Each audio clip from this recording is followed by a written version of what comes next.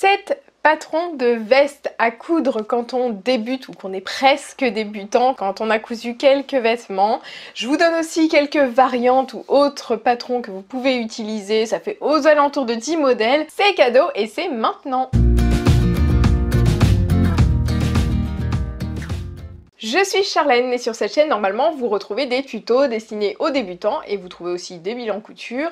Là, c'est un nouveau format, donc dites-moi ce que vous en pensez dans les commentaires. Si vous ne connaissiez pas la chaîne, eh bien abonnez-vous pour voir toutes les nouvelles vidéos. Il y en a une par semaine à peu près.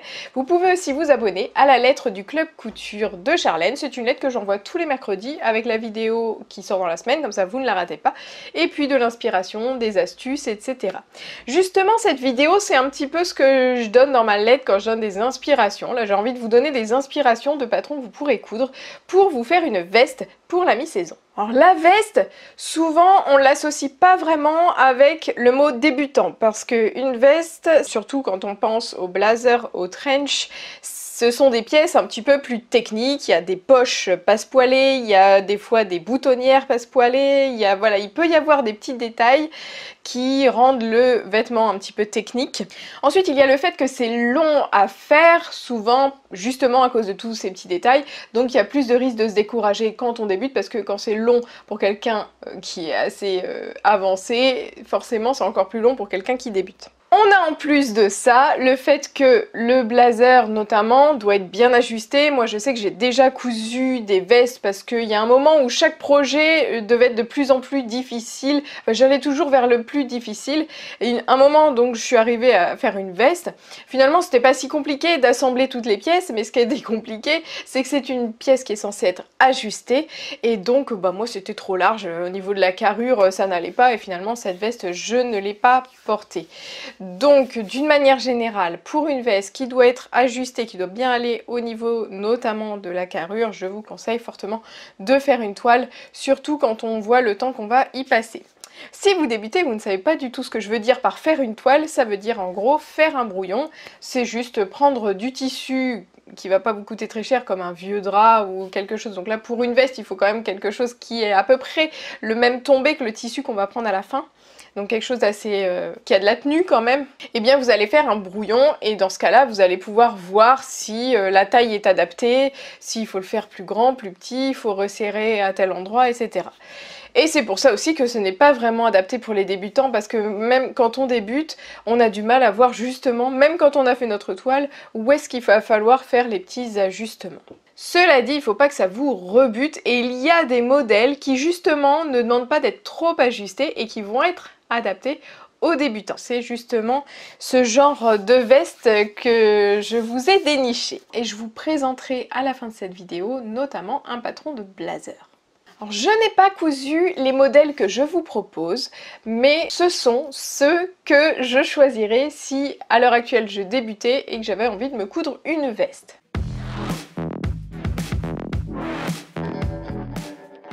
Le premier modèle, c'est un modèle d'atelier Scamit. Si vous suivez ma chaîne, vous avez vu mes vidéos, vous savez que de temps en temps j'en parle parce que c'est une personne, Johanna, c'est la personne qui a créé Atelier Scamit, est vraiment quelqu'un de très méticuleux et de très perfectionniste. Ses tutos sont bien pensés, ses patrons aussi, et donc forcément quand on débute, je trouve que c'est vraiment une bonne marque de patron. Donc le modèle, c'est la veste absolue avec des manches raglan. Si vous ne connaissez pas, raglan, c'est le fait que la manche, elle n'est pas reliée à ce niveau-là. Elle est reliée là en diagonale ici. Donc en fait la manche va jusqu'à l'encolure. Donc il y a 12 variations possibles. Je suis sûre que les explications sont très bien, donc je pense que vous pouvez y aller. La taille, c'est du 34 au 48.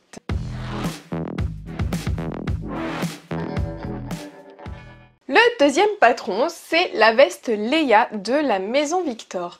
C'est une dame qui suivait ma formation justement pour coudre ses premiers vêtements qui a pensé à ce patron-là. Et honnêtement, quand j'ai regardé, j'étais dubitative justement parce qu'on parle de veste.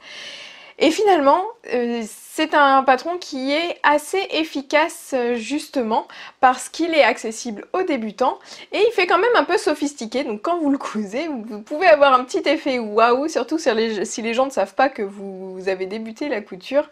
Là, ça va les impressionner. Cette veste est matelassée. On peut imaginer que dans les modèles que je vais vous présenter, c'est la veste qui va le mieux par temps de pluie, on va dire, par temps humide. Même si c'est pas complètement imperméable, ce tissu matelassé, c'est quand même ce qui est le plus adapté par temps de pluie, surtout que le modèle possède une capuche et ça c'est pas négligeable. Il va de la taille 30 à la taille 48.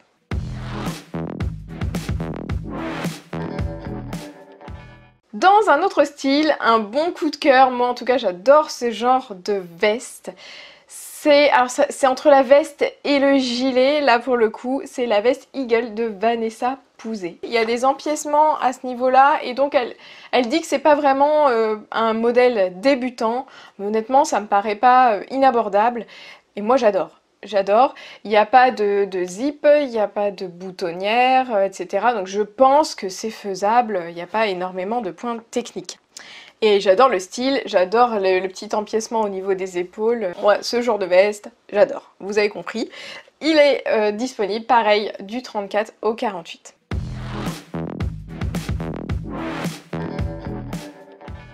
La quatrième veste que je vous propose, elle va tirer davantage sur le blazer. C'est la veste Avocat de Craftine.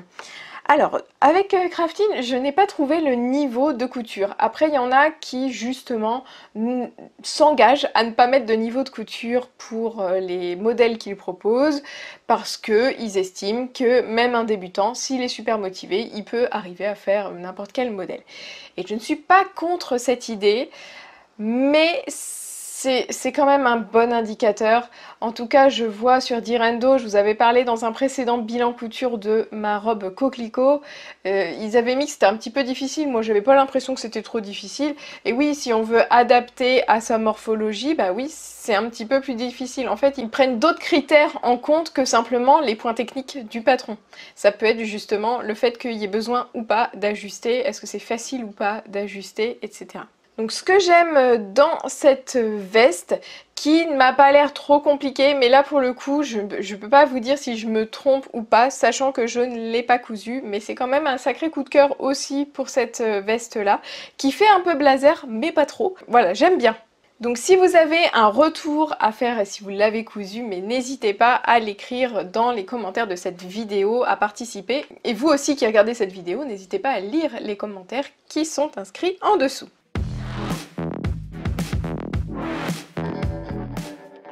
En cinquième, je vous ai mis la veste Artemis de I Am Patterns. Donc ça, c'est une veste qui fait assez ample, donc on n'est pas sur quelque chose de très ajusté. Le gros avantage de cette veste, il y en a plusieurs. D'abord, elle est accessible jusqu'à la taille 52, et ça c'est top. Elle est accessible aux débutants. Elle a un tuto pour la doubler. Voilà, il y a plusieurs tutos qui sont autour de cette veste si vous voulez la coudre. Donc là c'est pareil, cette marque I Am Patterns, je la trouve assez fiable. Donc je pense que vous n'allez pas vous tromper si vous prenez cette veste. Il faut juste voir si le style vous plaît tout simplement. Donc j'appelle ça veste, mais pour eux c'est plutôt un manteau et les photos sont en lainage, etc. Mais on peut très bien faire cette veste, ce manteau en veste. Je sais qu'ils proposent aussi sur leur blog, je crois, la version en jean. On peut mettre un velours côtelé, on peut la faire en lin. Alors ça c'est moi qui le dis, mais moi je la vois bien aussi en lin un peu épais qui se tient. Voilà, je trouve qu'il y a beaucoup de possibilités avec I Am Artemis et le style peut être vraiment sympa.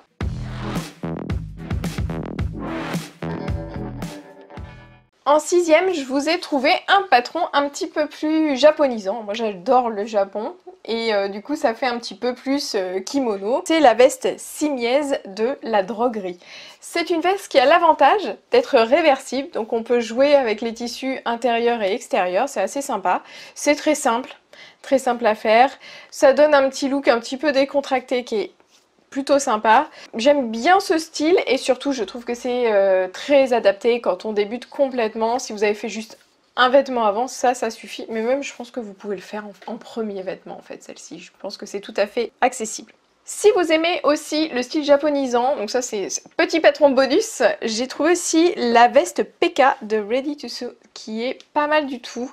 Donc toutes les références de tout ça, je vous les mets en description de cette vidéo. Il y a un design un petit peu sympa. Moi je sais qu'en tout cas avec mon physique de petite maigre, je pense pas que ça aille. Mais voilà, si vous pensez que ce genre de veste va vous aller, bah, je pense que c'est un modèle assez sympa à coudre et pas trop difficile.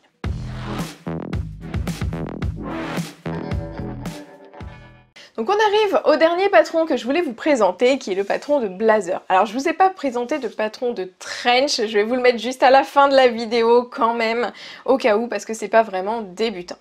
Donc le patron de blazer que je voulais vous montrer, le blazer qui est vraiment à la mode, super tendance, vous pouvez le porter un petit peu en toute occasion, vous pouvez le faire en couleur parce que c'est aussi la mode des color blocks, vous savez, tous les couleurs un peu flashy, pétillantes et tout ça. Vous pouvez aussi le faire en fleuri, d'ailleurs c'est ce qu'il y a sur le site, un des patrons qui a été cousu et tout fleuri. Je ne fais pas durer le suspense plus longtemps, le patron de blazer que je voulais vous présenter c'est celui qui s'appelle Julia chez Clematis Pattern. Quand je l'ai vu, franchement, je l'ai trouvé vraiment canon, vraiment conforme à la mode, à la tendance et en même temps intemporel. Donc pour moi, c'est vraiment, ça a l'air d'être un super patron. Après, je ne l'ai pas cousu, donc j'ai un peu de mal à vous dire, mais cette marque est quand même une marque de confiance, donc c'est pour ça que je vous la conseille. Et donc, dans la description du patron, on nous dit bien que ça a été pensé pour que le blazer soit accessible, pour rendre le blazer accessible, parce que c'est une pièce assez technique, et là, on a essayé vraiment de le rendre accessible à tous. Un bon rapport entre la difficulté et le résultat qu'on va avoir. C'est un petit peu comme la veste Leia, vous savez, c'est un peu... ça fait un effet waouh, alors que vous allez avoir moins de choses techniques, ils n'ont pas mis les poches passe-poilées, etc. Mais vous avez quand même un effet classe. Ce patron apparemment est accessible du 34 au 48. Après, toujours en bonus, je vous donne un autre patron de blazer qui est lui disponible jusqu'aux tailles 58, donc ça peut vous être utile aussi parce que les grandes tailles ont le droit de porter le blazer aussi. C'est celui qui s'appelle Monica chez Munasu. Alors là je vous le conseille parce que la créatrice a notamment créé des tutos et elle explique très bien, donc je pense que vous allez arriver tomber sur quelque chose qui est bien expliqué et de manière assez pédagogue. C'est ce que j'apprécie, en tout cas moi c'est ce à quoi je suis sensible et si vous êtes sur cette chaîne, certainement que vous aussi. Donc voilà, en fait pour blazer, j'en ai deux à vous proposer. Mon coup de cœur va vraiment à celui de Clematis Patterns. Et puis si vous débutez, pensez aussi au cap. On a de la chance, c'est à la mode en ce moment et la cape c'est assez facile à réaliser aussi, on a vite un résultat sympa. Donc vous pouvez aussi penser au cap, il faut en profiter, c'est juste pas pratique forcément avec un sac à main. Bon. Alors dites-nous si vous avez testé un de ces modèles et mettez-nous en commentaire ce que vous en avez pensé. Vous pouvez me dire tout simplement si cette vidéo vous a été utile. Et puis dites-moi aussi si vous avez un patron de veste en jean à me conseiller parce que j'ai pas été transcendée par tout ce que j'ai vu. Donc si vous en avez en réserve, bah dites-le moi en commentaire. Dans cette vidéo, je n'ai pas parlé ou très peu du trench qui est un incontournable de la garde-robe. Il n'est pas très accessible aux débutants, mais comme je le disais, c'est vrai que si on est motivé, on peut y aller. Et alors là, mon patron de trench préféré, celui qui m'a tapé à l'œil, c'est celui de Direndo. Je vous mets la petite image. Je pense qu'un jour, je le coudrai. Mais là, comme à l'île Maurice, je porte très peu ce genre de vêtements, je vais attendre un petit peu. On se retrouve très vite dans la lettre du Club Couture ou dans une nouvelle vidéo. À bientôt.